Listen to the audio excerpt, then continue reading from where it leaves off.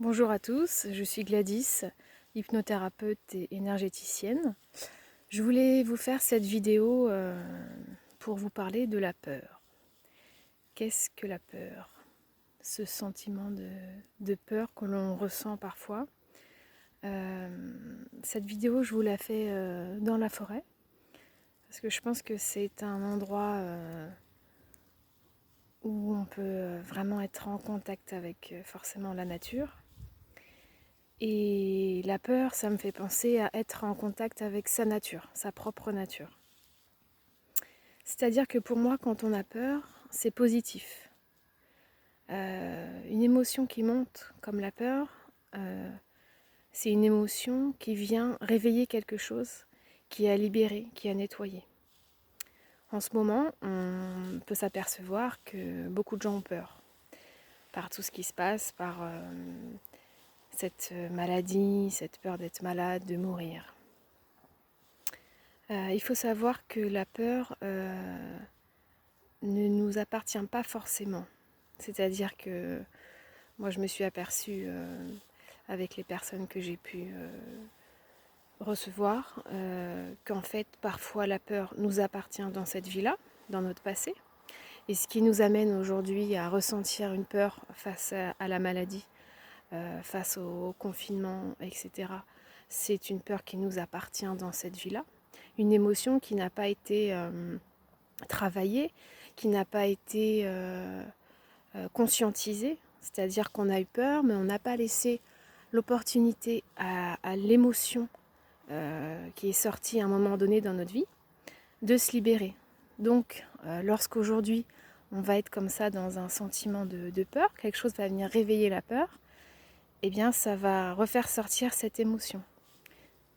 C'est-à-dire en fait que le confinement, la maladie en ce moment, vient réveiller chez certains la peur, mais ce n'est pas forcément la peur de la maladie.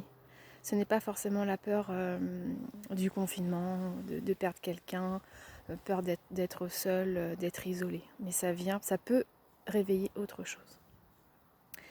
Le sentiment de peur peut être également quelque chose que l'on porte, mais pas de nous. Ça s'appelle donc le transgénérationnel. C'est-à-dire qu'on a ce sentiment de peur, on le porte, on est venu là pour, entre guillemets, en prendre conscience, mais ça peut venir de nos parents, de nos grands-parents, arrière-grands-parents et bien au-delà. C'est-à-dire que eux, dans leur vie, n'étaient pas capables, entre guillemets, n'ont pas pu libérer une peur.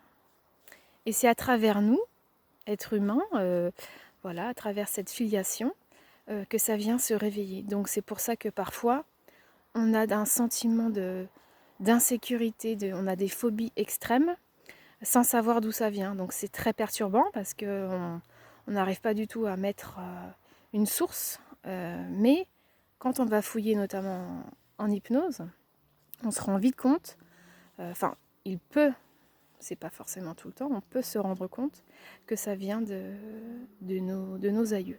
Ça c'est la deuxième possibilité.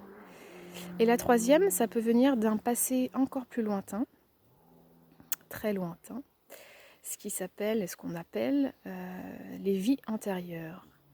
C'est-à-dire que peu importe qu'on y croit ou pas, c'est comme cela, en tout cas en énergétique. Et voilà, on est de nombreux thérapeutes à travailler sur ce qu'on appelle le passé lointain. C'est une énergie qui remonte à la surface, pareil, dont on n'a pas conscience, et qui doit être libérée dans cette vie-là. Par exemple, on peut avoir peur de l'eau, peur de nager, peur même parfois de prendre une douche. Même des gens qui ne boivent pas, par exemple. C'est souvent, dans mes expériences, c'est quelque chose qui est lié à l'eau, le fait de ne pas boire de l'eau ou boire très peu d'eau. Et à ce moment-là, ça va nous ramener, par exemple, moi ce que j'ai pu travailler avec des patients, ça nous ramène à une vie où, par exemple, on est mort, noyé en pleine mer, sur un bateau voilà, qui a pris l'eau. Bon voilà, ça